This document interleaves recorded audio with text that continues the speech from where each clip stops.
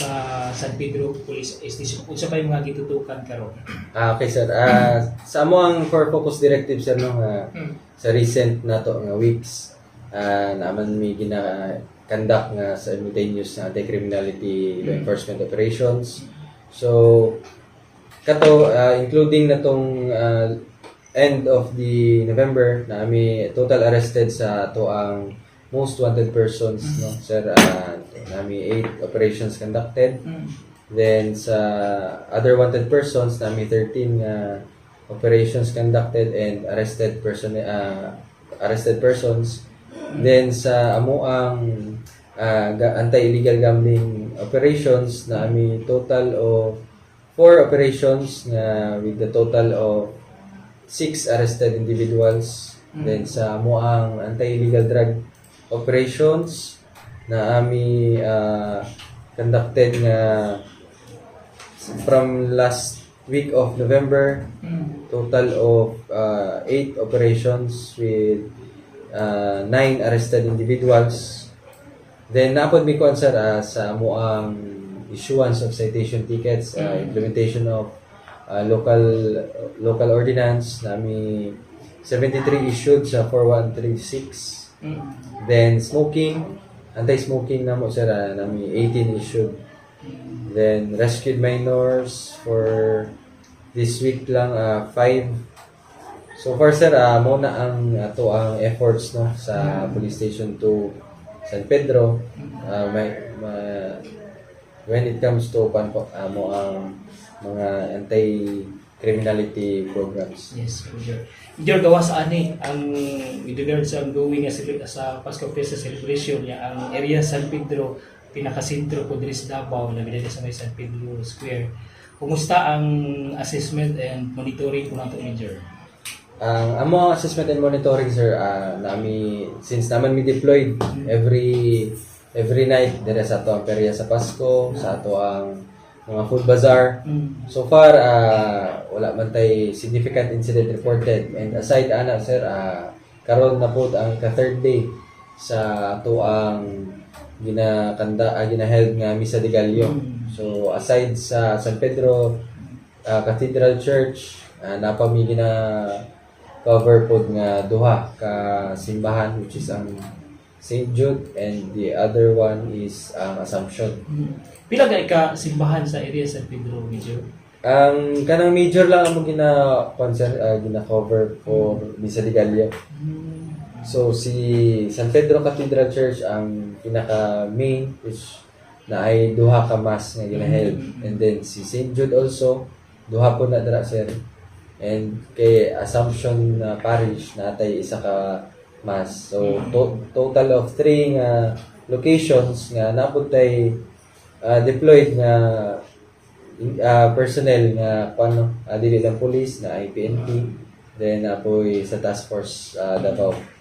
Ma-monitor nato medyo nindot ang performance po sa tong police kay natag kuan ginadto tay mga police makita. Ikumpara nato tong niaging tuig katong previous pa jud na mga riot, pero karon mo walay mga batan-on nga nag-riot. Wala pay concert so, sa third day, and hopefully mapunta sa 9th day nga wala gyud chance nga naa gyud sila makumit nga mga riots.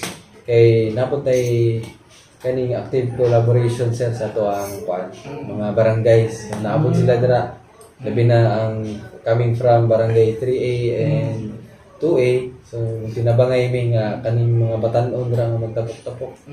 Amo na gid nang pahinumduman, no? Magtapok pa lang sila. Amo nang storya-storyahon din na. And gina-remind na di sila dapat kay naala atong kapulisan sa dool. Okay, Major, lastly, kumusta ang ato ang gipatuman nga firecracker ban kinaman tay ordinances sa Davao? Kumusta po ang monitoring? Napatay mga na-apprehend, naka-violate? So far sir, karon wala tay apprehended or monitored nga nag-violate. And continuous ang atong monitoring and ang reminders, no, ginapaagi nato pod sa ato ang mga barangay officials nga ma-relay sa ato ilang constituents nga seryoso kita no sa pag-abot dira sa implementation sa kaning anti-kuan kaning sa firecracker ban. So kung naa may ma-monitor nila or na sila complaint sa ilang isig ka lugar, pwede ra gid kay nila na sir itawag through 911 or kung ikuan nila sa among station, much very willing may nga i-accommodate ang ilahang complaints, no, aksyonan day nato na o kani silang mga tawhana, since wala man ta nagkulang og reminder na may mga social media o other platforms nga gina-remind nato sila not to engage in kaning pagpabuto or kaning firecrackers. So wala na reason nga ato gid silang kung ato doon nato sila sir na legally, no, para dili nato di sila mapamarisan sa laing mga tao o ma-maintain gyud nato ang kaning ginapatuman sa Davao City nga local ordinance when it comes to firecrackers.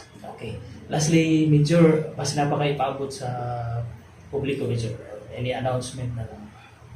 Kanan lang sir, napamanta sa ika-third day, no? So tanan mga churchgoers, padayon ng tatang i-submit atong cells nga nagitay kaning screening area, no? So likaya nato ang pagdala og mga kaning ginadili nga dapat dalon during yani nga mga events, and not just sa Misa de Gallo but also kaning mga activities diri sa downtown areas, kaning Pasko Fiesta, sa perya sa Pasko. So kabalo naman po na ato ang mga kababayan nga Davaoenos nga unsay bawal, so aware na sila ana. So mostly lang katong mga kuan lang, maka-commit lang ana is katong mga from mga visitors na to. So remind lang na to o kani mag-serve as reminder nga mga kabalo mo nga bawal gina siya and ma-deny ang inyong entry o para po na sir sa ato ang safety and security, no, na dili ma-compromise nga mahuman ning tuiga. Hopefully na naman taron sa ika-18th day of December, so na lang tay halfway na ta, and God willing mahuman nato ning tuiga nga kuan gid manampuson o safety ang matag usa ka Davaoeño, labi na diri sa downtown area.